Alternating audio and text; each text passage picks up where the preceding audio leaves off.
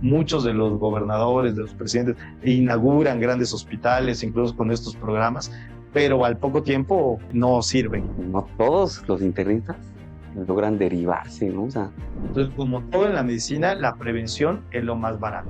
estábamos revisando hace unas semanas el último consenso de INEGI, donde la principal causa de muerte en mujeres y hombres mexicanos son enfermedades relacionadas al corazón.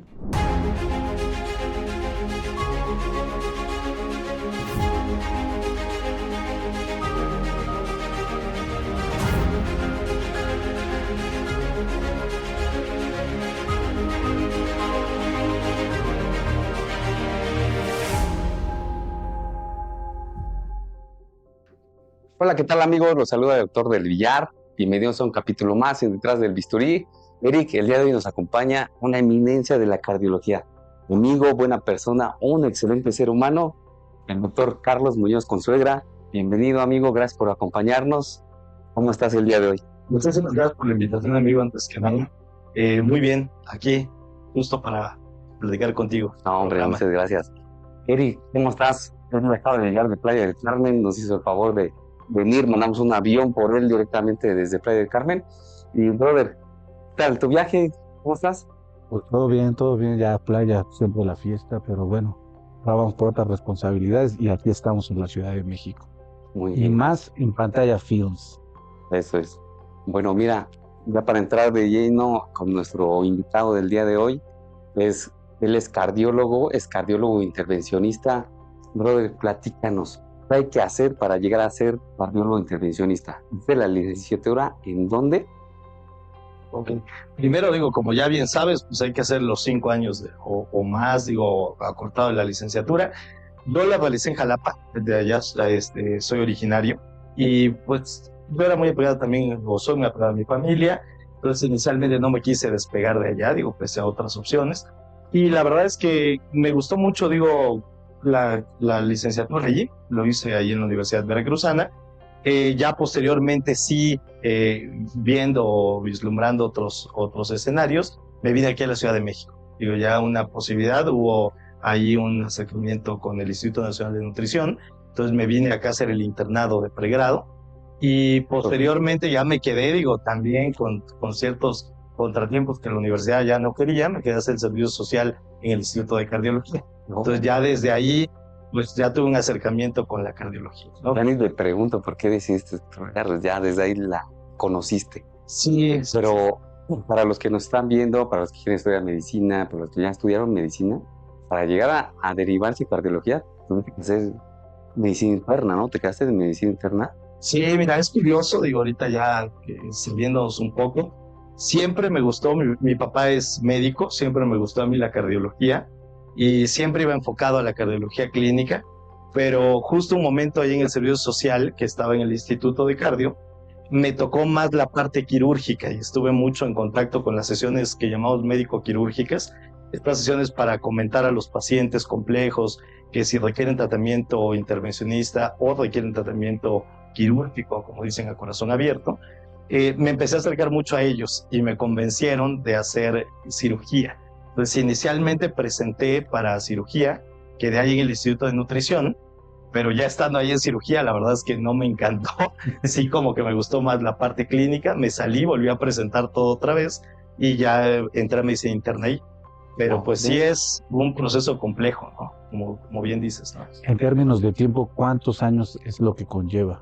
Mira, para ser cardiólogo son los 5 años, bueno, yo hice 5 años de la licenciatura, luego un año del internado de pregrado, luego un año del servicio social y 2 años por lo menos de medicina interna y de 2 a 4, digo, eso ya es como que si quieres acabar completamente medicina interna o quieres derivarte, mínimo son 2 años y de ahí 3 años de cardiología.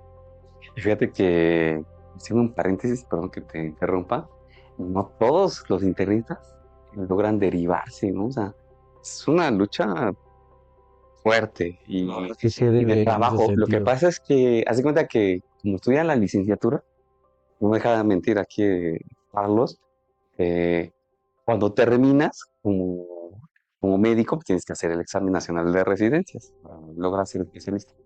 El doctor lo que nos platica es de que él llegó a hacer en medicina interna, ya quedó en medicina interna, pero siendo internista, teniendo 2 años de formación de médico internista, se derivó para hacer otra especialidad que es cardiología. O sea, haces el examen y ya quedas como cardiólogo. Y eso es a lo que me refería. No todos logran derivarse. Es algo, pues, que pues, es muy difícil. Tú lo sabes, ¿no? Tú nos puedes contar qué tan difícil es. Sí, efectivamente, digo, hay muchas trabas y ya actualmente creo que cada vez hay más para justo hacer la selección, porque hay muchos estudiantes de medicina, hay muchas facultades en todo el país, hay muchos rezagados también, lamentablemente.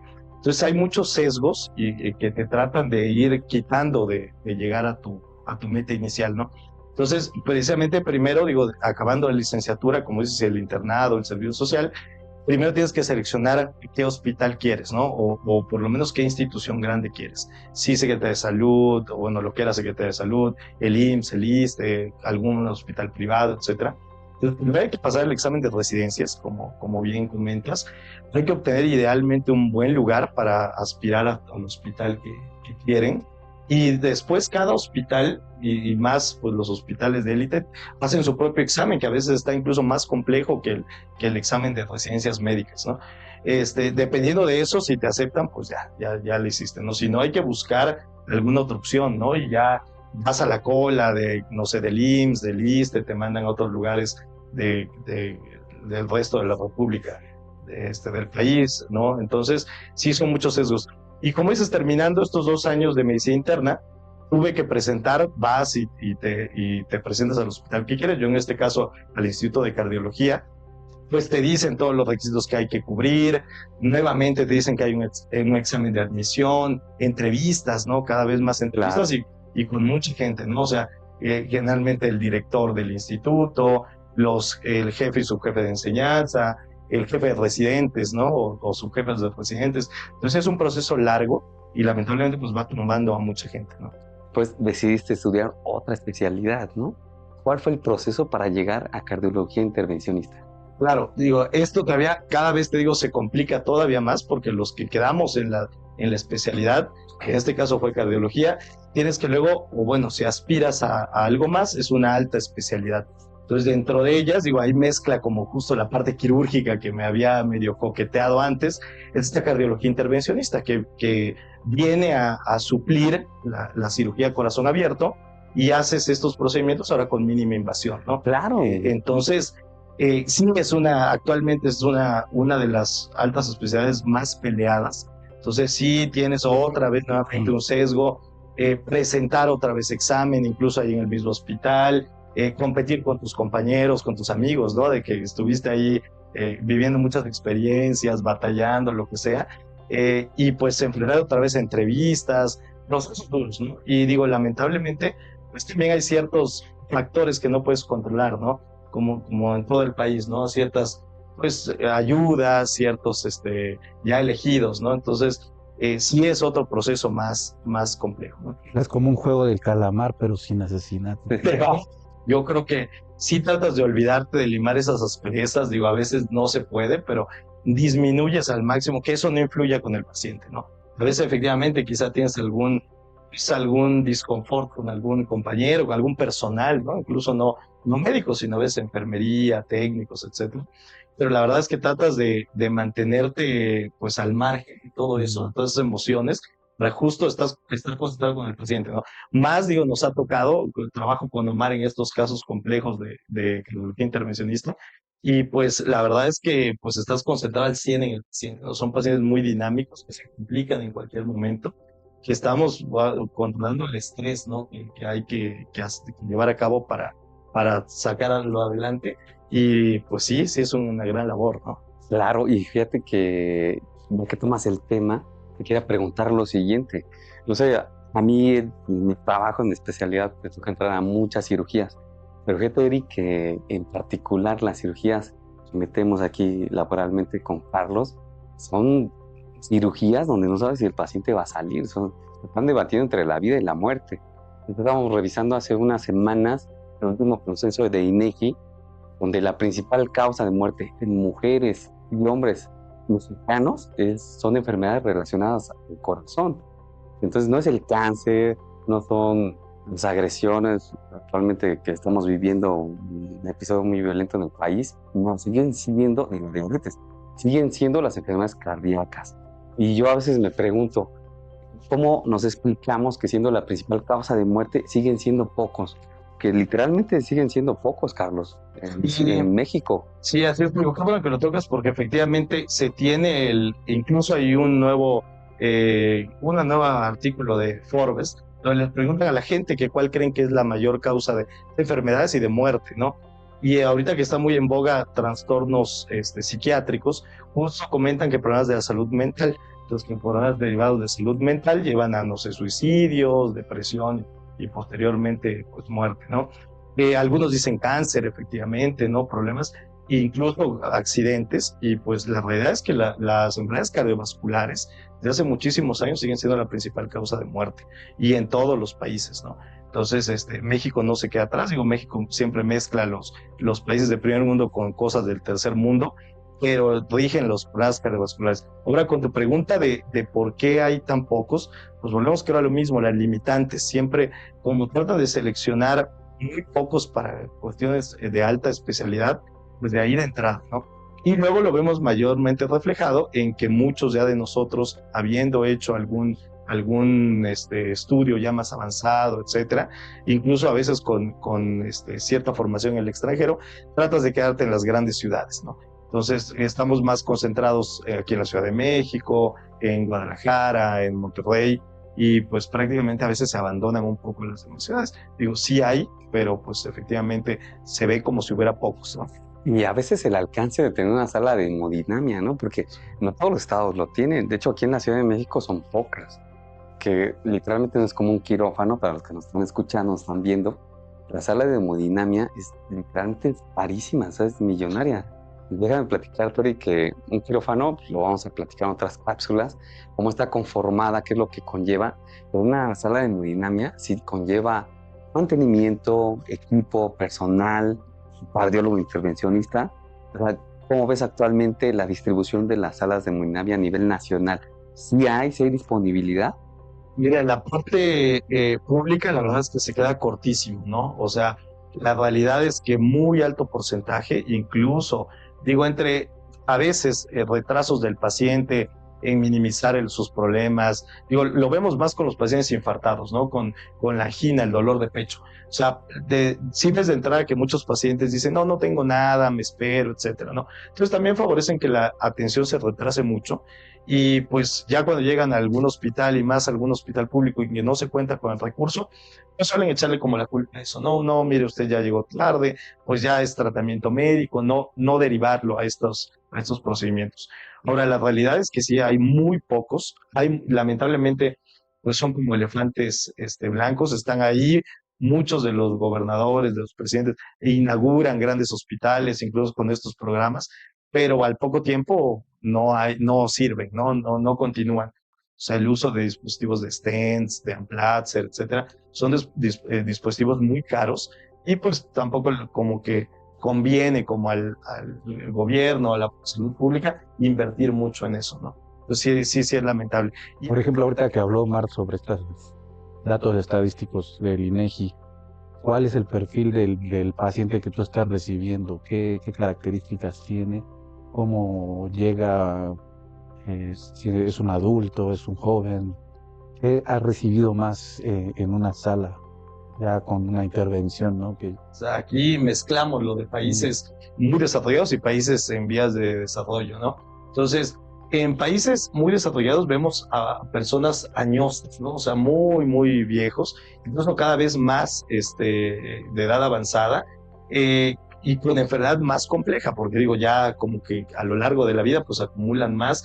Y aquí en México vemos de ambas cosas, o sea, también vemos pacientes muy jóvenes, o sea, estamos hablando de 30 y tantos, 35, 38 años, con enfermedad ya cardíaca y pues generalmente son diabéticos, hipertensos, algún consumo de sustancias como cocaína, fumadores de larga evolución, ¿no? Entonces, sí es de obesos, lamentablemente también. Un caso que tuvimos recientemente que a mí me sorprendió, luego sigo platicando en los hospitales, joven, 33 años, Sí. deportista, o sea, lo veías y La verdad se cuida, ¿no?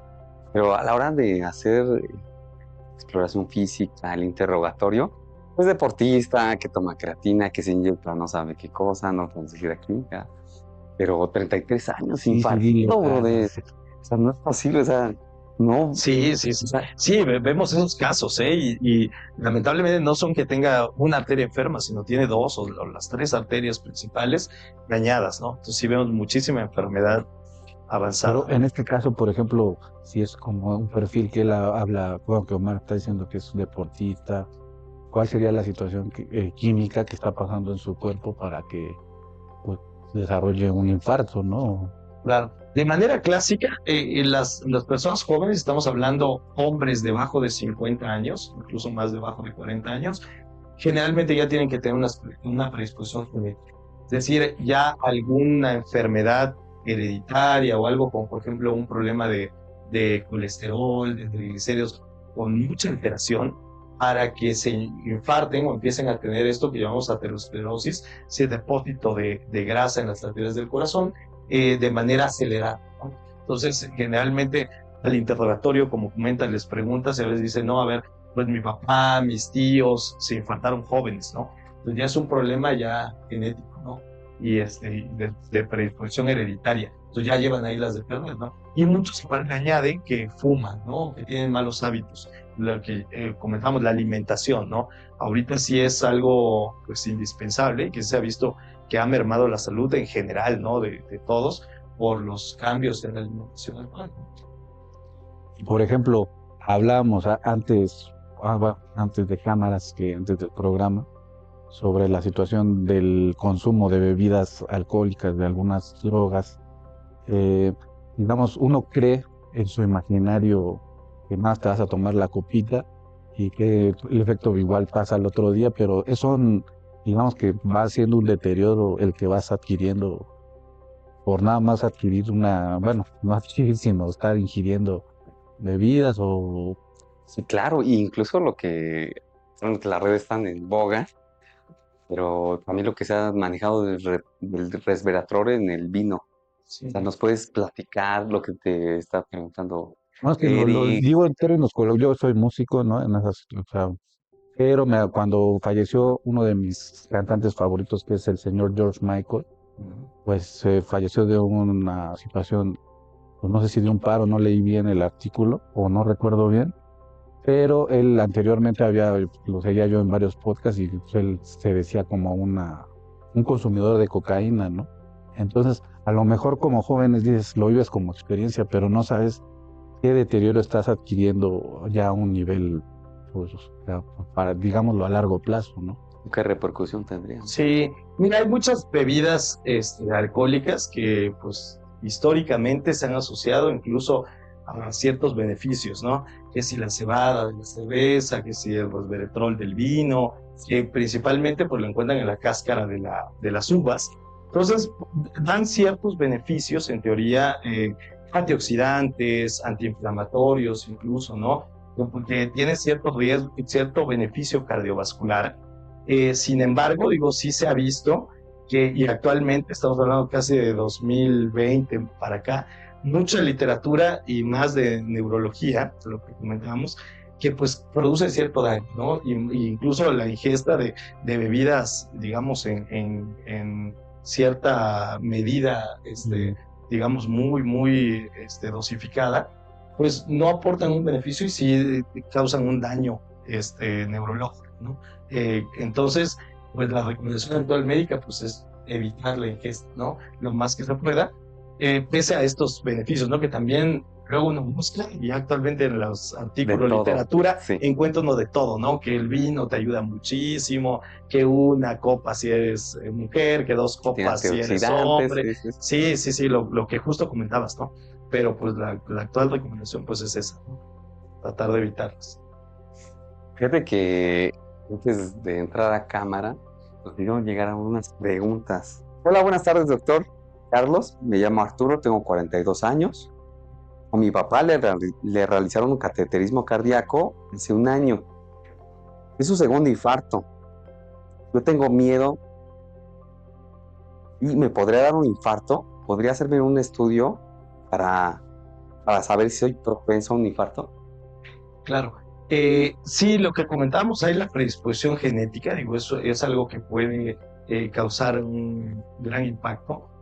Aquí, digo, lo que se habría que hacer, o lo recomendado, es asistir a una consulta, una valoración cardiovascular, identificar los factores de riesgo cardiovascular que en este caso pueda tener él, digo, independientemente de la herencia o lo que tuvo su papá. Pero sí hay que ver, y dentro de esto, digo, aquí, bueno, tú ya los conoces, pero por ejemplo, hay que graduar, digo, clásicamente se han visto factores modificables y no modificables para la enfermedad cardiovascular. Y dentro de los no modificables, pues ya saben, el sexo, ¿no? El hombre tiene mayor predisposición, incluso de los 40 a los 60 años, y la mujer ya después, ya de la parte posmenopáusica, empieza a igualar y luego a ciertas edades sobrepasa el riesgo, ¿no? Pero de entrada eso, ser hombre, pues ya la Ya estamos en la nosotros. línea roja, Sí, Eric, así es. ¿eh? Ahí hay Pues, que Entonces cuidarnos, bro. ya hay que cuidarse mucho más, ¿no? Luego, pues algo importante, la edad. Y eso, pues es inamovible, ¿no? Que cada vez vamos a ser más viejos. Entonces, con mayor edad, mayor riesgo cardiovascular, ¿no? Y pues de otra parte, la raza es muy importante. Digo, hay ciertos grupos étnicos que no tienen enfermedad cardiovascular y hay otros que tenemos muchísima predisposición, ¿no? ¿Cómo qué tener grupos son infartos. los que no tienen nada, ¿no? Que no nos va a pasar. Dice. Mira, algunos de los europeos, y más, digo, lo han relacionado con la dieta mediterránea, pero también independientemente de eso, es parte de su raza, no tener estas enfermedades a edades tan tempranas, ¿no? Entonces sí las padecen, pero ya muy añosos. Estamos hablando a veces 70, 80 años, y actualmente con la mayor esperanza de vida, algunos 90, 95, y en muy buenas condiciones, empiezan a tener estos problemas, de cardiopatía isquémica, ¿no? Que le llamamos. Ya una vez haciendo su valoración clínica, ya habría que recomendarle de manera específica algo en búsqueda de lo que llamamos esto, isquemia, que su corazón está sufriendo, ¿no? Y ya sea si tiene riesgo cardiovascular leve y por su edad, o si tiene algunas enfermedades, diabetes, hipertensión, etcétera, pues digo, ya habría que ver si se le recomienda una angiotomografía, que digamos es como hacer un cateterismo cardíaco, pero sin lo invasivo. Se le pone contraste al paciente, se le pone la tomografía y ya recrea las arterias del corazón de una manera casi exacta, ¿no? Hasta un 99% de exactitud. Y con eso se puede ver, o hacerle un estudio mayor de inducción, estresar su corazón, hacerle un ultrasonido después de inyectarle el medicamento que estresa el corazón, etcétera, ¿no? Pero eso sería posterior a la valoración clínica, ¿no? Perfecto. Tienes que ir a consulta. Bueno, Así es. pasamos a la siguiente pregunta. Hola, doctor. Soy Laura, tengo 29 años, tengo hipertensión. Desde hace 2 años, en mi embarazo desarrollé preeclampsia. El tratamiento lo llevo con mi ginecólogo. ¿Tendría que acudir a valoración con usted? ¿Por qué no baja mi presión? Solo tomo enalapril. Ok, perfecto. Digo, aquí se sería adecuado. Digo, la realidad es que como médicos, la formación es lo que más te permite ver hipertensos, diabéticos, etcétera, ¿no? Pero sí hay un rubro de pacientes específicos donde no se pueden controlar tan fácilmente, ¿no? Entonces, de entrada, si no la están pudiendo controlar, pues sí sería adecuado una mayor valoración. Generalmente escalamos los tratamientos, ¿no? Aquí me llama la atención, es paciente joven, digo, ya tuvo problemas en su embarazo, justo la presión se descontrolaba, pero hay que tratar de todas maneras de descartar si no tiene una causa secundaria. Es decir, muchos a veces somos hipertensos, aquí la población mexicana, por ya cuestiones que llamamos esencial, ¿no? Es decir, lo que llamamos la raza, la dieta, ciertos factores que te predisponen, ¿no? La herencia. Pero hay otras personas que tienen algo más, ¿no? Algo asociado, algún tumor que secreta sustancias que te elevan la presión, algún otro problema, ¿no? Endocrino. Entonces sí habría que analizar su caso porque es una paciente joven y ver si no tiene algo más o en dado caso de que no lo tuviera, pues ajustar bien el tratamiento médico. Pero tú sí le Depende. puedes dar consulta. Sí, claro, claro. Adelante. Yo estoy solicitando al doctor. Así es, aquí Muy les bien. vamos a dejar su número del doctor Carlos Muñoz. Pues gracias. Bueno, pasamos a la tercera pregunta. Soy Eduardo, tengo 55 años. Soy hipertenso. Desde hace 1 año me pusieron el marcapasos. Esta pregunta está fuerte. ¿Cuál sería el tiempo estimado de vida que tengo con este equipo? Ok, yo creo que se refiere a la pila del marcapasos. Este, la batería, la pila del dispositivo, generalmente, digo, depende de la marca, del marcapasos, y depende de qué tanto se use y qué tanta energía necesite para estimular, como cualquier otro aparato, ¿no? Entonces, a veces no queda, digamos, en las frecuencias adecuadas y hay que forzar el aparato a que trabaje con mayor energía y la consume más rápido. Generalmente esto varía entre 5 y 15 años. Actualmente los nuevos dispositivos de marcapasos, sus pilas están cercanas a eso, a 15 años. Entonces habría que en ese tiempo recargarlo, ¿no? Desde esa salvedades, si quedó muy forzado o requiere mucha energía para estimular el corazón, pues se puede cambiar a veces antes de los 10 años, ¿no? Perfecto. Mire, ¿algo quieras preguntarle a Carlos? Por ejemplo, ahora sí que para la gente que desconoce, ustedes están hablando en términos médicos, ya se creen mucho, no sé. No, me refiero cuando ya que recibes a un paciente, ¿qué sería la situación de la intervención? ¿Qué es el proceso que vas a realizar para que se ilustre a la gente qué es lo que está? Porque también ahorita mencionas que ya también no hay que, pues, por decirlo así, no hay que abrir ni nada, ¿no? Sí, claro, mira, muchos, digo, ya existe y siempre va a existir la cirugía cardíaca, es decir, los procedimientos a corazón abierto. Son casos ya muy específicos, la realidad es que hace más de 30, 40 años, todo casi era por cirugía, ha ido ganando, yo creo que es de las especialidades de medicina que más ha avanzado en general, y con nuevos dispositivos que, como decíamos, te permiten no abrir directamente el pecho, ¿no? Los recambios valvulares. Exacto. ¿Qué hacemos actualmente los cardiólogos intervencionistas? Digo, para que te des una idea.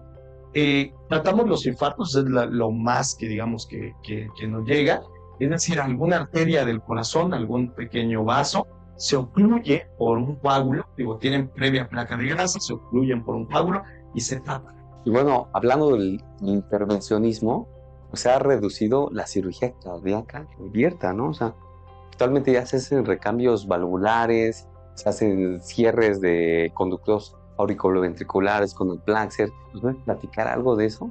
Sí, digo, la cardiología intervencionista también digo, qué bueno que se toca, no solo es abrir las arterias del corazón propiamente, es decir, colocar stents en las arterias, Claro. como ya hemos hablado, también incluye otras cosas, digo, y como dices, cambiar ya válvulas, y ahora por la ingle, y sí, porque tiene que ser un acceso más grande, pero a través de la ingle subimos directamente válvulas y ya se evitan abrir el pecho de las personas. Ya se pueden colocar estas válvulas que se llaman TAVIs. Hay otros tipos de válvulas sobre la aórtica, sobre la mitral, sobre la arteria pulmonar, la válvula pulmonar. Se pueden también poner estos stents más grandes en la propia aorta cuando hay un estrechamiento. También hay cosas ya de nacimiento donde la aorta se reduce de calibre en algún punto, que se llama coartación aórtica, y eso se abre también ahí a través de un stent, pero evidentemente ya es más grande de tamaño, ¿no? También se ponen estos stents en la aorta cuando hay aneurismas, es decir, que hay mucha dilatación de la aorta, que evidentemente eso, el mayor peligro es que se puede romper y causa la muerte instantánea, ¿no? Son personas ya también añosas, entonces se coloca un stent, pero la diferencia es que es un stent que está totalmente cubierto y pues no deja filtrar la sangre para que se empiece a incrementar el tamaño de la aorta, ¿no? Y limitar eso. Se pueden cerrar defectos ya de nacimiento, como dices, entre las aurículas, entre los ventrículos, conductos arteriosos. Se hacen ahora intervencionismos también sobre las carótidas, colocar stents, igual se tapan las arterias que van hacia el cerebro, que pueden producir un evento vascular cerebral, una embolia cerebral, y ahora pues se realiza eso, y se destapan también las piernas, ¿no?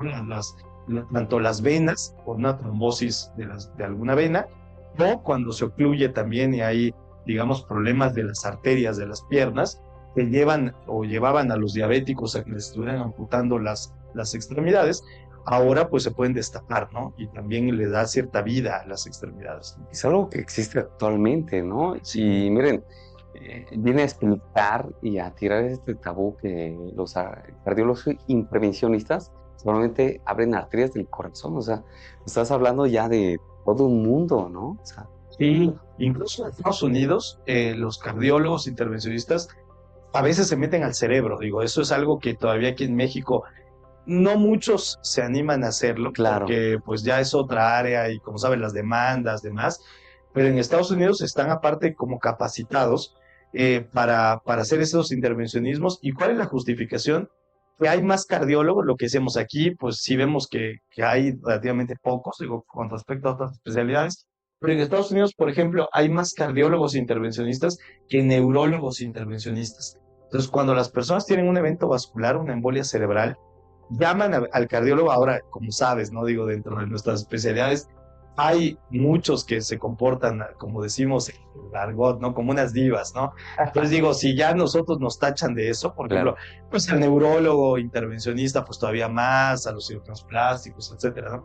Entonces, el allá hablarles, por ejemplo, a la 1, 2, 3 de la mañana a un neurólogo, a veces pues te mandaba a volar y decía, no, pues yo lo veo mañana, ¿no? A hora decente. Entonces, nosotros que estamos acostumbrados a atender infartos y sabemos que el tiempo es lo más importante, a ellos les encargaron en Estados Unidos, oye, pues ustedes entren al cerebro, destapen la arteria y pues que el paciente se recupere lo más óptimo, ¿no? Entonces, aquí en México es un programa que algunos hemos querido realizar en algunas instituciones. Sí hay cierto todavía rechazo entre muchas cosas, ¿no? Probables demandas, los probables resultados, ¿no? A mí no me toca. Exacto, y tiene que ser una escuela, ¿no? O sea, tienes que formar generaciones que sepan y que lo puedan realizar, ¿no? Claro. Pero sí va avanzando definitivamente en muchas cosas. Pero, por ejemplo, para la gente, el vulgo, para la comunidad, para el populacho, ¿cuál sería la situación que le pudieras tú como proponer para que tampoco lleguen a una situación pues tan, pues digamos así, Severa, ¿no? tan severa, ¿no? En esos aspectos?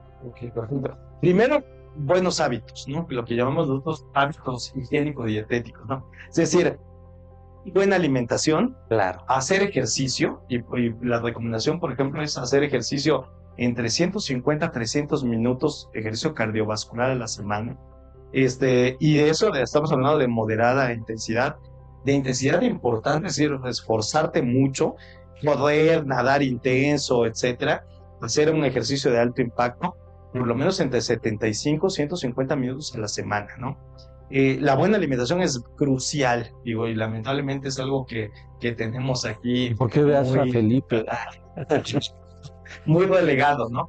Y pues evidentemente también la recomendación en general de identificar las otras enfermedades que te pueden predisponer, y principalmente hipertensión y diabetes. Entonces, todos nosotros después de los 18 años, por lo menos habría que estar acudiendo anualmente, si eres sano, entre comillas, a una visita con un médico general o un internista, y que ellos identifiquen si ya empiezas a tener la presión alta o si ya empiezas a tener alteraciones de la glucosa, del azúcar, como dice la gente, para irte controlando perfectamente, ¿no? Y evidentemente dejar de fumar, sería lo estricto, consumir al mínimo bebidas alcohólicas, ¿no? Y pues atenderte de ya si tú ya sabes que eres hipertenso, diabético, tienes problemas de colesterol, de triglicéridos, atendértelos, pero y estar muy bien controlado, ¿no? Eso sería lo esencial, ¿no? Esta pregunta es para los dos.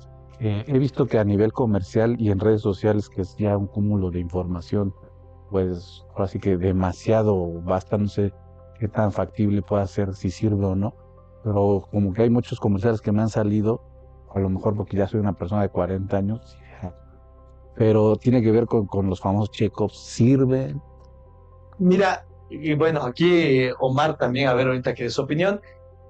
A mí, en lo personal, sí me gustan. Digo, habría que ver qué tanta batería de estudios te hacen. Eso es lo que a veces, como dice la gente, ahora sí se manchan en promocionarlos, porque te toman muchos estudios de más, ¿no? Entonces sí salen relativamente caros. Más si te vas a hacerlos a un buen lugar, los hospitales de élite, Médica Sur, Ángeles, ABC, pues digo, te sale un buen dinero.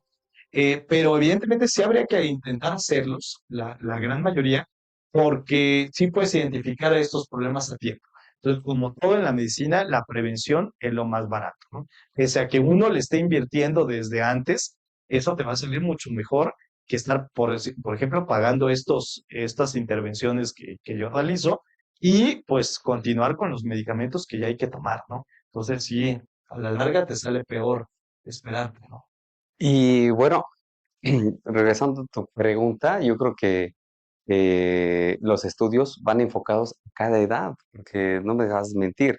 O sea, a una señorita de 15, 20 años se toma una biometría hemática para si no tiene es un síndrome anémico, está bien nutricionalmente, pero así se va prolongando. O sea, no nos podemos tomar un FIB prostático cuando tenemos 30 años. O sea, hay ciertas edades en las que se toman ciertos estudios. A eso se refería Carlos. Pero tomarte un estudio extenso en el periodo de vida que estás viviendo es como tomarte una fotografía de cómo estás por dentro. Porque todos nos tomamos selfies, nos tomamos fotos, en fiestas, en todo, pero nadie se toma una foto de su interior, de cómo está metabólicamente, ¿no? Y bueno, anímicamente. Lo vamos a dejar para otro episodio. Pues ya para dar cierre, podrías compartir, aquí va a aparecer la información del doctor, entonces pues, igual tú si tienes las consultas particulares, dónde te puede encontrar la gente, redes sociales también. Claro, estoy principalmente, digo, en el Centro Médico ABC, atendiendo urgencias cardiovasculares, y en el HMG Coyoacán, que ahora se convirtió en San Angelín. Ahí tengo consultorio, atiendo también urgencias cardiovasculares. Estoy en la Torre Médica Tlalpan, también hay un consultorio, y próximamente también en el Ángeles Acoxpa. Entonces digo, cualquier cosa que se les ofrezca, voy a dejar ahí mis datos. Y pues digo, urgencias cardiovasculares en general en varios hospitales, ¿no? Y ahora sí que a veces el paciente me dice, doctor, pues me vine por rapidez, no sé, al Dalinde, al Durango, a Médica, al Ángeles. Digo, ahí llegamos directamente, ¿no? Porque conocemos que pues estas enfermedades hay que atenderlas a la brevedad. Entonces a veces no se puede elegir el hospital y pues nosotros acudimos a donde esté el paciente, ¿no? Muchas gracias, amigo. No, muchísimas gracias a ti. La verdad es que me la pasé muy, muy bien. Encantado de participar en esto que con mucho entusiasmo me has compartido desde hace tiempo. Claro, desde hace tiempo lo hemos invitado. Se hizo venir, ¿no? Entonces, muchísimas gracias, ¿eh? Muchísimas gracias. Mire, como siempre, Triciclo Circus Van. Ahí estamos, intentando sobresalir.